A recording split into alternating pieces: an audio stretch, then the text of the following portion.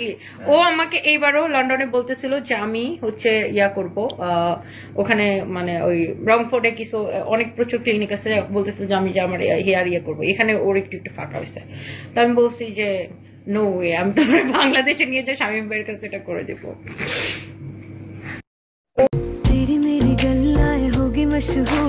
টনির husband সিদ্দিকীকে নিয়ে এবার বেরিয়ে এলো গোপন কিছু কথা। টনির হাজবেন্ড সিদ্দিকী আসলে মাথায় চুল কম, বেশি অংশ টাইমই সে মাথায় ফলস চুল পড়ে থাকে। তার মাথায় নাকি একদমই চুল নেই। টনি যাকেই বিয়ে করে তার মধ্যেই একটা না একটা খুঁত থাকে।